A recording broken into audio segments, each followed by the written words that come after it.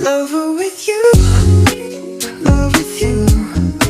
Feel so true, feel so new. Love with you. Assalamualaikum warahmatullahi wabarakatuh. Shalom, Om Swastiastu, Namo Buddhaya, dan salam kebajikan bagi kita semua. Selamat sore teman-teman semua yang sedang menyaksikan rangkaian acara Ngedepar, ngobrol seru bareng Departemen. Sebelum kita berbincang lebih jauh, alangkah baiknya kita perkenalan diri dulu. Perkenalkan, saya Anissa Zainali dari Biologi 2024 dan rekan saya Naswa Aziza dari Biologi 2024. Nah, dengar-dengar di Ngedepar kali ini itu kita ngebawain topik yang bisa dibilang relate banget buat mahasiswa dan mahasiswi biologi. Ya bener banget. Ini topik bener-bener relate banget sama mahasiswi biologi UI nih. Oke. Wah, kira-kira apa tuh Nah? Bisa dikasih tahu nggak? Kayaknya teman-teman yang nonton tuh udah pada penasaran ya sama topik Ngedepar kali ini. Nih, jadi topik kita pada Ngedepar kali ini kita mau ngebawain sanity, academic pressure versus emotional intelligence gitu. Wah, menarik banget. Gak sabar deh buat mulai. Yes, betul banget nih teman-teman.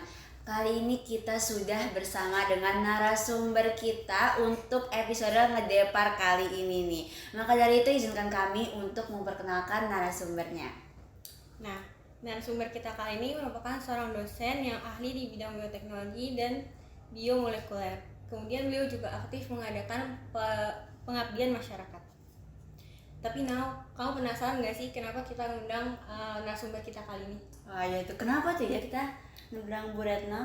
Nah, Ngedepar kali ini mengundang Bu Retno karena Bu Retno ini aktif melakukan pengabdian masyarakat di luar perkuliahan, yang dimana kegiatan ini juga membutuhkan kecerdasan intelektual dan kecerdasan emosional.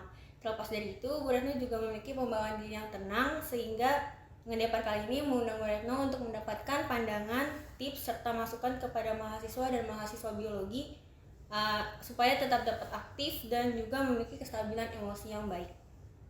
Tanpa berlama-lama lagi, kita sambut narasumber kita yaitu Bu Retno Lestari SSI. Selamat sore Bu Retno, apa kabarnya Bu Retno hari ini? Selamat sore, alhamdulillah baik.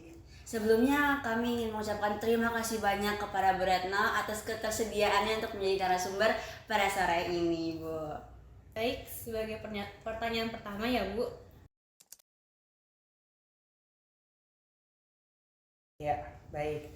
Ya, alhamdulillah saya diberikan kesempatan untuk menjadi pendidik di Departemen Biologi Universitas Indonesia dan ada 3 kewajiban sebagai dosen. Baik itu di bidang pendidikan, kemudian di bidang penelitian, dan juga di bidang pengabdian masyarakat. Ya, nah sebagai manusia biasa tentu saja kita mengalami naik turun emosi gitu ya. Kemudian tinggal bagaimana kita bisa memanage emosi yang kita hadapi, mungkin seperti lelah gitu ya dan sebagainya dan padatnya kegiatan gitu ya. Nah kemudian dengan memanage emosi ini sebetulnya sih rata-rata kegiatan itu tetap bisa berjalan dengan baik gitu.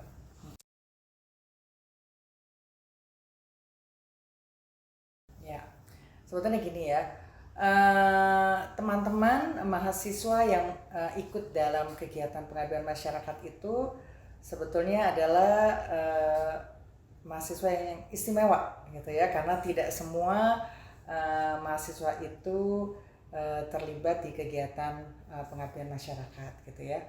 Nah, di kegiatan pengabdian masyarakat itu sebetulnya adalah salah satu sarana pembelajaran yang tidak didapatkan di kelas, di kampus. Jadi ketika kita menghadapi persoalan yang real di masyarakat gitu ya.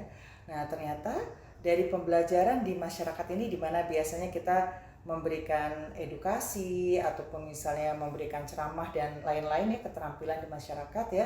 Tetapi pada dasarnya bukan hanya masyarakat saja yang teredukasi, tapi sebetulnya juga kita sebagai dosen maupun mahasiswa yang terjun ke lapangan itu juga mendapatkan pembelajaran. Nah, dari sini biasanya mahasiswa itu akan banyak belajar gitu, menghadapi ini loh real kehidupan yang ada di masyarakat. Problem-problem apa sih yang ada di masyarakat yang mungkin kita bisa memberikan solusi dengan pendekatan dari pengetahuan dasar yang kita punya ya. Contohnya pada kegiatan misalnya kegiatan Autis Care di mana kita menginap di tenda bersama dengan adik-adik autis gitu ya. Nah di sini kita belajar gitu bagaimana kita mengenali adik-adik kita gitu, bagaimana kemudian kita menangani permasalahan yang ada gitu, seperti misalnya ketika mereka tantrum dan sebagainya apa yang harus kita lakukan gitu ya. Kemudian kita memberikan permainan yang menyenangkan gitu ya, seperti misalnya kita menyeberangi bambu gitu ya di antara air, bukan sungai tapi seperti kolam gitu ya. Kemudian kita membantu mereka sehingga mereka bisa berhasil melewati jembatan. Nah, di situ bukan saja adik-adik yang juga belajar, tapi kita sebetulnya yang banyak belajar dari mereka gitu ya. Jadi dengan pengalaman Pengmas ini biasanya teman-teman mahasiswa itu akan lebih merasa bersyukur ya. Oh, kita kuliahnya kita dapat kuliah di Universitas Indonesia gitu ya. Kemudian kadang-kadang kita kan banyak mengeluh ya, tapi begitu kita melihat kondisi-kondisi misalnya masyarakat di daerah-daerah desa yang tertinggal, itu menyebabkan kita kemudian menjadi lebih semangat, menjadi termotivasi gitu. Karena luar biasa sekali kalau anak-anak Universitas Indonesia datang ke desa tertentu tertinggal, itu respon masyarakat itu luar biasa gitu ya. Mereka senang sekali kalau dikunjungi oleh mahasiswa. Jadi dengan begitu kita juga belajar bagaimana kita memanage emosi kita, sehingga nanti ketika di kampus, ketika mendapatkan benturan-benturan, kita bisa menjaga diri kita itu tetap tenang gitu. Artinya tenang itu artinya ketika ada problem itu datang, kita tidak akan secara emosi atau emosional untuk mengatasinya. Hal itu nanti akan membantu kita untuk bisa mencari solusi yang tepat untuk setiap permasalahan yang ada.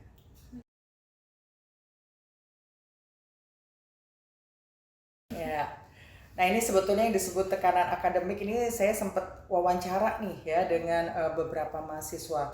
Memang yang disebut tekanan akademik itu seperti beberapa menyebutkan ada tugas, ada macam-macam lah gitu. Tapi beberapa mahasiswa menyebutkan bahwa tekanan akademik itu menjadi salah satu motivasi untuk misalnya lebih maju gitu. Tapi memang pada beberapa itu juga membuat mereka menjadi down gitu ya, menjadi stres dan sebagainya gitu ya. Nah, kalau di Universitas Indonesia sendiri sebetulnya tentang kesehatan mental ini yang berkaitan dengan stres dan sebagainya itu sudah banyak pelayanan ya. Jadi artinya kalau kita lihat di sini ada, kalau di lembaga Fakultas Psikologi itu ada layanan psikologi terapan gitu ya. Kemudian ada klinik Makara. Klinik Makara itu yang menyediakan misalnya adalah psikolog untuk kalau kita misalnya ada masalah dan sebagainya kita bisa berkonsultasi. Nah, nanti kemudian ada juga RSUI itu yang nanti kalau misalnya perlu bantuan dari psikiater, nah itu biasanya dirujuk ke rumah sakit UI. Kemudian juga banyak sekali kegiatan-kegiatan dari klinik Makara, ataupun misalnya kegiatan penyambutan mahasiswa baru gitu ya, berupa seminar-seminar tentang pengertian dari mental health gitu ya. Kemudian bagaimana kita mengatasinya gitu, karena ya kadang-kadang terjadi benturan ketika dari SMA kemudian pindah ke universitas itu dengan latar belakang yang berbeda, budaya yang berbeda gitu, kemudian bertemu dengan teman-teman yang berbeda, itu kadang-kadang menimbulkan benturan-benturan yang perlu harus diatasi, diberikan solusi. Jadi sebetulnya kalau di Universitas Indonesia itu sebenarnya sudah banyak banget ya. Kemudian juga salah satunya lagi adalah ada penasihat akademik. Nah, penasihat akademik ini teman-teman mahasiswa harus punya hubungan baik gitu ya. Bukan hanya tanda tangan IRS tiap semester, tapi juga berani mengungkapkan gitu kalau ada masalah atau apa. Jadi bisa sebagai teman untuk konsultasi gitu ya. Jadi sebetulnya banyak sekali juga lingkungan dan kegiatan akademik yang kondusif, termasuk juga misalnya kalau di Universitas Indonesia juga ada misalnya sistem cuti dan sebagainya, itu juga sebetulnya untuk mewadahi atau menjembatani sekiranya memang ada hal-hal yang memang perlu untuk rehat sebentar gitu ya. Nah, jadi nggak usah khawatir ya. Nah, seperti yang dibilang Bu Retno, teman-teman, fasilitas di UI itu udah cukup memadai buat teman-teman mendukung kesehatan mental teman-teman semua.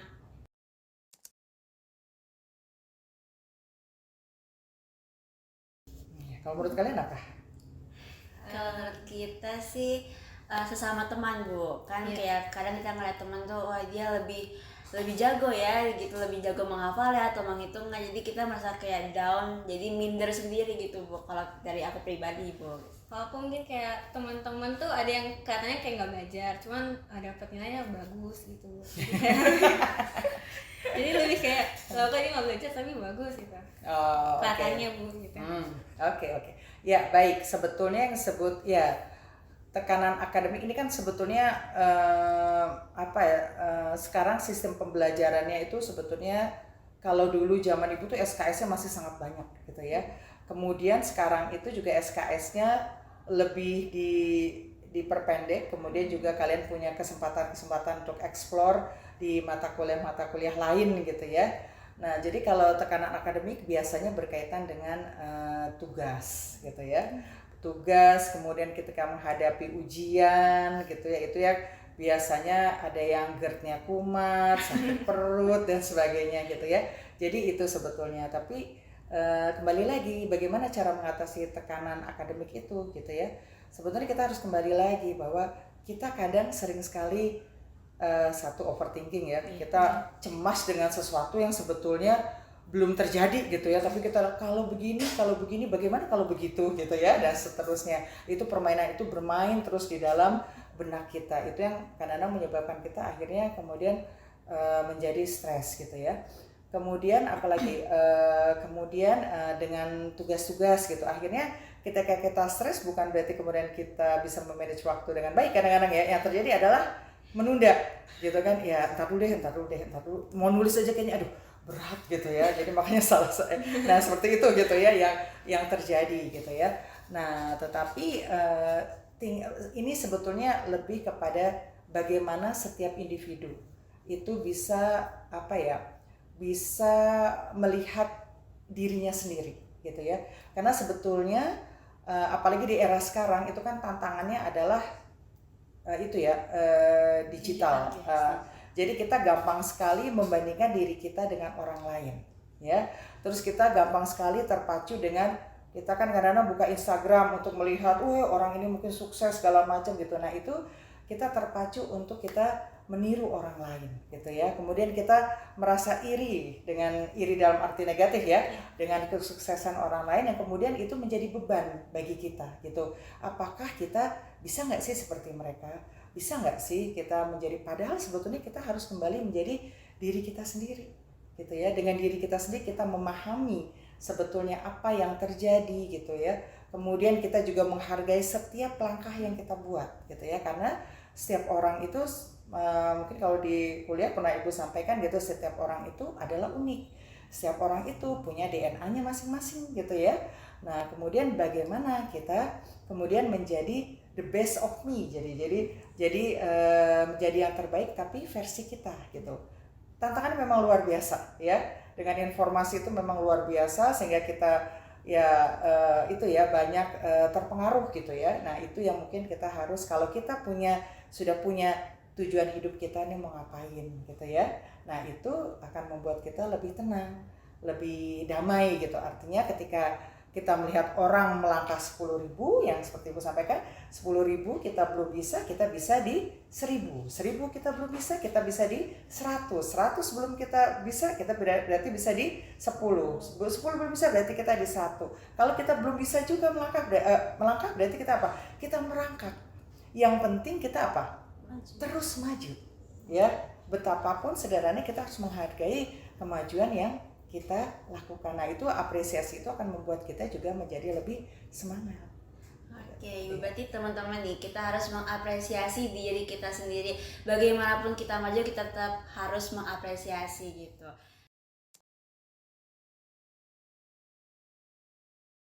Nah, kalau kita lihat kan tentu saja seperti tadi kan ada teknologi informasi yang sangat berkembang gitu ya. Tentu saja pola pembelajaran yang dulu dengan sekarang walaupun tetap ada benang merahnya itu tentu saja ada perbedaan gitu ya. Kalau sekarang tadi tantangan kita adalah informasi gitu ya. Kalau dulu mungkin TV kita cuma satu gitu ya. Jadi kalau ada berita juga lambat gitu. Kalau sekarang sebentar aja baru tak langsung nyebar gitu ya. Nah seperti itu. itu yang menjadi tantangan kita gitu ya. Tapi di satu pihak memang teman-teman dari generasi sekarang ini biasanya mereka lebih kreatif gitu ya. Salah satunya misalnya macam-macam tuh kalau ibu lihat ya, ada yang misalnya mengatasi stres dengan misalnya membuat permainan yang beragam atau membuat diary yang secara online gitu ya. Nah itu jadi kita tahu nih hobi kita apa gitu ya. Nah jadi itu, jadi kalau tantangan sekarang adalah bagaimana kita memanfaatkan informasi itu secara bijaksana sehingga tidak mempengaruhi kita secara emosi. Tadi mungkin yang ibu tambahkan juga misalnya bagaimana sih caranya gitu, kalau sekarang itu juga kalau di UI itu bukan hanya kegiatan perkuliahan kan yang didorong, ada unit-unit kegiatan kemahasiswaan ya, baik itu yang senang organisasi, yang senang orator, ngomong segala macam gitu, atau yang senang nari, senang drum band ya, nyanyi ya. Kebetulan ibu sendiri juga pembina pramuka. Nah ya, jadi di situ ketika kita stres kemudian kita punya ruang-ruang wadah-wadah yang lain di mana kita bisa berkomunikasi, kemudian bisa sharing ya. Nah, itu juga menjadi salah satu untuk mengatasi tingkat stres ini. Jadi tantangannya lebih ke gimana kita tahu hobi kita ya Ibu di era digital sekarang ini. Ya, bukan hanya hobi, tapi sebetulnya bagaimana, kan ada nih orang kalau stres biasa apa? Ada yang nggak makan, tapi ada juga yang makan terus. Gitu. Ya, jadi kita mengenali diri kita, kemudian kita tuh harus punya kegemaran kalau menurut ibu ya, punya hobi gitu. Jadi artinya kan kita kan tidak belajar terus-menerus, kita kan kadang-kadang perlu recharge gitu ya, perlu kita ngapain nih, apakah kita jalan-jalan, hiking atau apa gitu. Nah kemudian balik lagi untuk menyelesaikan tugas-tugas di kuliah gitu. Nah itu yang harus dikembangkan, potensi diri apa saja yang ada di kalian.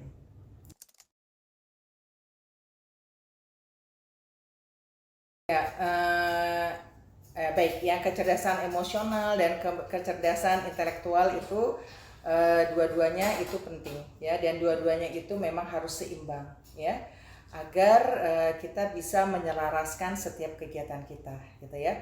Kalau kita lebih mengedepankan faktor emosional, tentunya kita akan lebih gampang naik darah, emosi dan sebagainya. Jadi itu memang ketika ada benturan-benturan kita kemudian langsung meledak gitu ya, nah seperti itu. Tapi sebetulnya karena mahasiswa, dosen itu kan semuanya juga adalah manusia biasa gitu ya. Jadi sebetulnya banyak faktor ya, bukan hanya dari keseimbangan dari emosional, kemudian juga intelektual, tapi juga ada dari sisi spiritual yang penting juga untuk menyeimbangkan semua kehidupan kita sehingga selaras gitu. Berarti kita harus menyeimbangkan semua, ditambah lagi dengan spiritualnya Ibu ya. Kalau begitu nih, ada nggak Bu tips and trick untuk kita menyeimbangkan kedua kecerdasan tersebut dalam kita tuh menghadapi dunia perkuliahan ini Bu? Beberapa strategi adalah untuk menyeimbangkan antara kecerdasan emosional dan juga kecerdasan intelektual. Itu memang pendekatannya harus secara terintegratif gitu ya, tidak bisa berdiri sendiri-sendiri ya. Jadi artinya kita bisa menciptakan lingkungan akademik yang humanis gitu ya. Kemudian kita bisa memberikan fasilitas dan ruang untuk mahasiswa mengekspresikan diri gitu ya. Itu juga merupakan salah satunya. Kemudian juga kita bisa menjadi orang-orang yang berempati gitu ya. Jadi artinya ini juga bisa menyeimbangkan gitu ya, menyeimbangkan antara kedua kecerdasan tersebut gitu ya. Dan rasanya kalau di Universitas Indonesia beberapa strategi tersebut sebetulnya sudah dikembangkan gitu ya.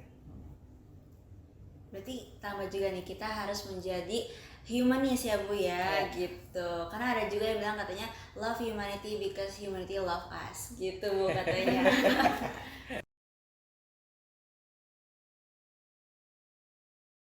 Dari pengalaman Ibu selama bertahun-tahun jadi dosen ya, biasanya teman-teman yang punya aktivitas banyak itu manajemen waktunya lebih baik daripada yang hanya belajar gitu ya. Jadi hanya datang untuk belajar gitu ya. Kenapa? Karena biasanya kalau yang waktunya itu sangat longgar, walaupun ini tidak semua ya, beberapa kasus itu mereka akan merasa, wah waktunya masih banyak. Jadi kalau mengerjakan tugas, wah ntar dulu, masih ada waktu gitu ya, tunggu lagi, masih ada waktu gitu. Sedangkan kalau teman-teman yang punya kegiatan yang banyak, mereka biasanya sudah terplanning gitu loh. Abis ini kesini gitu tanpa terasa gitu. Nah kalau kita kadang-kadang tidur dulu gitu, masih ada waktu setengah jam gitu ya. Nah punya kita, nah itu jadi sebetulnya kita kalau manajemen waktu itu sebetulnya kembali lagi ke bagaimana manajemen diri kita gitu. Tapi ya itu gitu ya.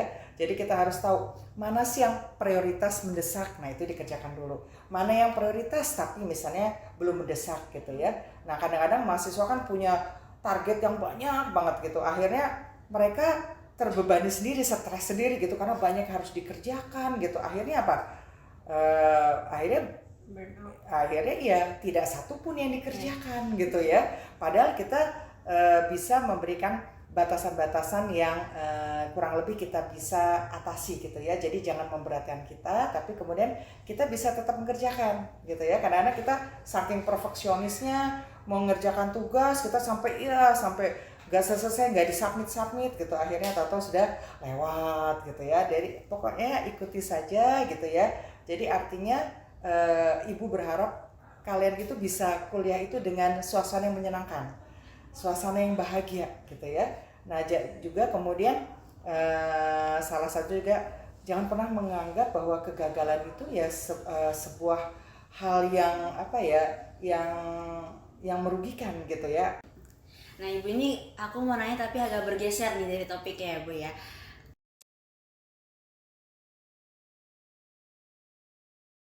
Oke, baik ya teman-teman mahasiswa, kadang-kadang ketika kita mendapat suatu penjurusan atau departemen tertentu, kadang-kadang itu mungkin nomor sekian gitu ya, mungkin tidak sesuai dengan ekspektasi kita, mungkin tidak sesuai juga dengan ekspektasi orang tua gitu ya.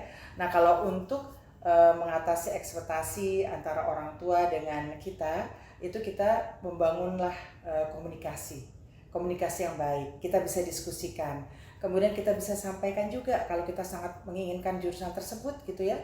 Kita bisa sampaikan bahwa dengan kalimat yang baik, tidak emosi ya, kemudian tidak dengan nada tinggi, tapi dengan adanya fakta-fakta gitu ya. Karena yang sering terjadi itu biasanya komunikasi yang tidak baik. Jadi artinya yang satu berkeras, kemudian dengan nada yang tinggi juga, sehingga akhirnya tidak ada solusi. Kadang-kadang juga kita harus misalnya win-win solution. Jadi artinya kita juga bisa misalnya menggabungkan antara dua keinginan gitu ya. Itu juga menjadi salah satu gitu. Misalnya kita inginnya di jurusan FK menjadi dokter, mungkin kita nggak menjadi dokter, tapi mungkin suatu saat kita bisa menjadi dokter ya. Nah seperti itu ya. Kemudian apalagi, nah kadang-kadang nih kita nggak tahu nih ya rahasia Allah gitu ya. Ketika kita sudah berusaha, kemudian ternyata kita kok dapetnya jurusan itu gitu ya.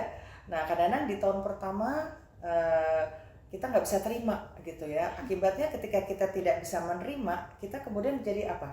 Tidak optimal belajarnya. Kita menjadi galau gitu ya. Ini kayaknya nggak tepat nih, nggak sesuai. Tapi sebetulnya kalau menurut ibu pribadi, terima saja dulu ya. Jadi kalian akan memberikan belajar dengan baik, dengan optimal gitu. Kalau nanti ternyata tidak cocok juga, itu nanti bisa dicoba gitu. Artinya mungkin kan ada kemungkinan ikut ujian lagi dan lain-lain gitu. Tapi bisa saja yang sering terjadi adalah apa? Kalian ternyata jatuh cinta dengan departemen atau jurusan yang kalian sekarang masuki gitu ya. Dan kita biasanya bisa melihat hikmahnya itu nanti setelah berapa tahun gitu, kita udah kenapa ya kita sekarang masuknya di biologi, apa sih sebetulnya tujuan dan manfaat kita masuk biologi gitu ya. Jadi jangan pernah berkecil hati, karena kita semua ini, setiap jurusan atau departemen itu adalah baik. Kita ini adalah membangun puzzle sehingga membuat suatu arti gitu ya. Artinya puzzle-nya mungkin ada yang di biologi, mungkin ada yang di ekonomi, matematika, kemudian di bahasa, teknik dan sebagainya, yang kemudian saling menyusun dan kemudian membangun sesuatu yang bermanfaat untuk masyarakat ya gitu.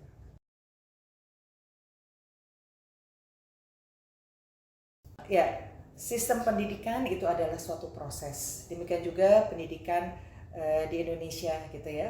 Itu juga proses, kemudian banyak terjadi perubahan, kemudian juga banyak terjadi baik itu perbaikan, kemudian dievaluasi dan sebagainya ya. Tetapi kalau menurut Ibu sendiri yang penting adalah bagaimana pendidikan itu bisa menjadikan sarana untuk pembentukan karakter, kemudian juga akhlak gitu ya.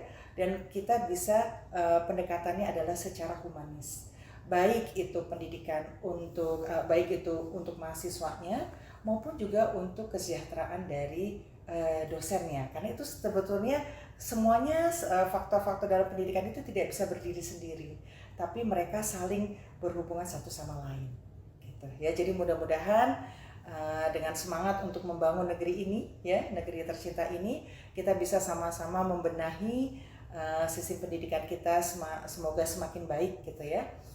Karena kalau yang juga sebagai salah satu evaluasinya yang Ibu tekankan, pendidikan itu juga membuat semua orang yang terlibat di dalamnya itu menjadi orang-orang yang tadi berempati, kemudian berpikir positif gitu ya, sehingga itu nanti akan mewarnai semua kegiatan ya, termasuk bagaimana mungkin yang Ibu lihat fenomena saat ini ketika karena kita banyak sekali tugas dan sebagainya gitu, sehingga kadang-kadang kita tidak mengenal secara lebih dalam gitu ya. Jadi kita hanya mengejar, oh ya kita harus dapat ini, selesai dapat nilai gitu ya.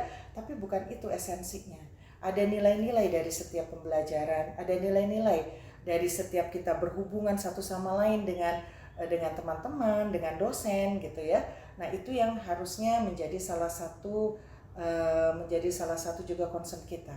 Sehingga kita akan peduli ketika teman kita mungkin sedang sakit gitu, kita bisa peduli gitu misalnya dengan teman kita yang tahu-tahu menyendiri, kemudian menarik diri dan sebagainya gitu, sehingga kita bisa menjadi orang yang peka gitu ya.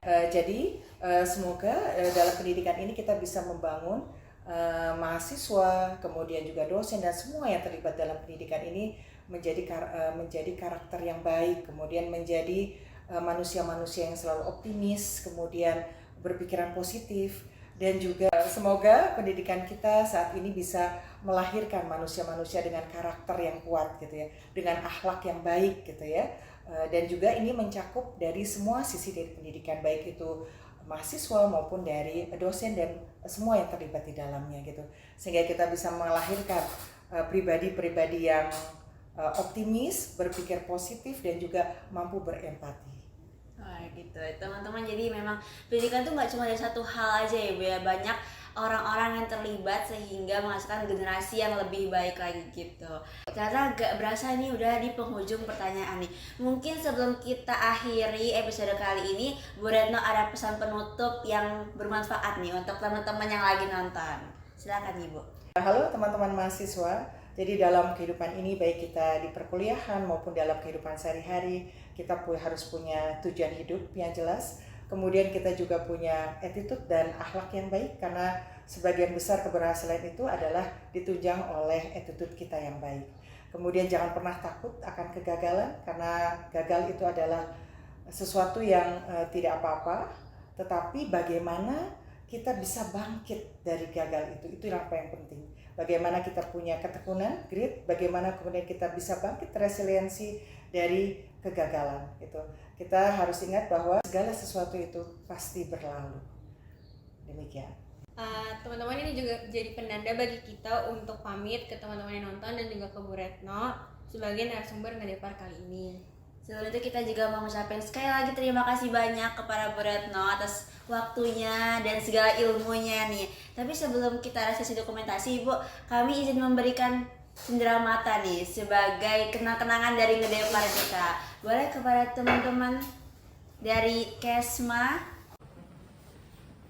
Oke, ini ada sedikit hadiah dari kami, mau diterima ya Ibu. Terima kasih banyak Ibu. Semoga kami tutup acara Ngedepar kali ini. Kurang lebihnya mohon maaf. Assalamualaikum warahmatullahi wabarakatuh. Waalaikumsalam.